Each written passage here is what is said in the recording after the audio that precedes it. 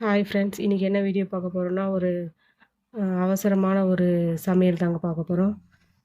இதுக்கு பேர் வந்து பார்த்தீங்கன்னா, கதம்ப சாதம், வாழைக்காய் சாதம் எது வேணா வச்சுக்கலாம். டைம் ஆயிடுச்சு. அதனால ஒரு ஈஸியான ஒரு ரெசிபி பார்க்கலாம் வாங்க. குக்கர் வச்சுட்டு கடுகு, சோம்பு, வெங்காயம் போட்டு நல்லா பொன்னிறமா வதக்கிட்டு தக்காளி போட்டுக்கோங்க. கூடவே ஒரு பச்சை மிளகாய் போட்டுக்கோங்க காரத்துக்கு, டேஸ்ட்டுக்கு. போட்டுட்டு வெங்காயம், தக்காளி நல்லா வதங்கின பிறகு, இன்றைக்கி வந்து என்னென்ன ஆட் பண்ணியிருக்கேன்னா, நேற்று சாண்ட்விச் பண்ண கொடை மிளகாலாம் மீதி ஆயிடுச்சு. அதை நான் அது சேர்த்துக்கிட்டேன். கூட கொஞ்சம் உப்பு சேர்த்துக்கோங்க. என்னென்ன வெஜிடபிள்ஸ் போட்டிருக்கோம் பார்த்தீங்கன்னா, பன்னீர் கொஞ்சம் மீதி ஆச்சுங்க, அதை போட்டுட்டேன். அதுக்கப்புறம் கொடை மிளகா, அதுக்கப்புறம் வாழைக்காங்க. நல்லா பெருசு பெருசாக கட் பண்ணி போட்டுக்கோங்க வாழைக்காவ. உங்களுக்கு என்ன காய் வேணாலும் நீங்கள் சேர்த்துக்கோங்க. நான் இன்றைக்கி வாழைக்கால பண்ணேன். டேஸ்ட்டு நல்லா இருந்ததுங்க. இருக்கிற அந்த காயை வந்து போட்டு நல்லா தக்காளி வெங்காயத்தை கூட போட்டு நல்லா வதக்கிக்கோங்க. இதுக்கு மசாலான்னு பார்த்தீங்கன்னா, 1 ஸ்பூன் குழம்பு மிளகாத்தூள், 1 ஸ்பூன் தனி மிளகாத்தூள், 1 ஸ்பூன் வந்து சிக்கன் மசாலா போட்டுங்க. போட்டுட்டு நல்லா கலந்து விட்டுக்கோங்க.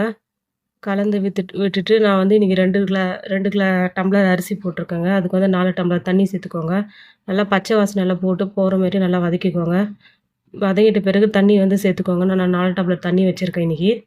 நீங்கள் உங்கள் அரிசிக்கு தகுந்த மாதிரி நீங்கள் தண்ணி வச்சுக்கோங்க. கூடவே ஒரு கைப்பிடி அளவு புதினா இருந்தது, அதையும் போட்டுக்கிட்டாங்க. அதுக்கப்புறம் 1/2 மணி நேரம் ஊற வச்ச அரிசியை கழுவி சேர்த்துக்கோங்க. சேர்த்துட்டு ப்ரெஷர் குக்கரில் 2 விசில் விட்டுட்டு இறக்கிட்டு பரிமாறினீங்கன்னா நல்லா டேஸ்ட்டாக இருந்ததுங்க சமையல். ஒரு தடவை ட்ரை பண்ணி பாருங்கள். வீடியோ பிடிச்சிருந்தா லைக் பண்ணுங்கள், ஷேர் பண்ணுங்கள், கமெண்ட் பண்ணுங்கள். சேனல் வந்து சப்ஸ்கிரைப் பண்ணிவிட்டு பாருங்கள் ஃப்ரெண்ட்ஸ்.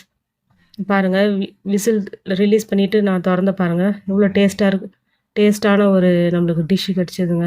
ஸ்மெல்லு செம்ம ஸ்மெல்லுங்க. ஒரு தடவை நீங்களும் ட்ரை பண்ணி பாருங்கள். நம்ம டைம் இல்லாத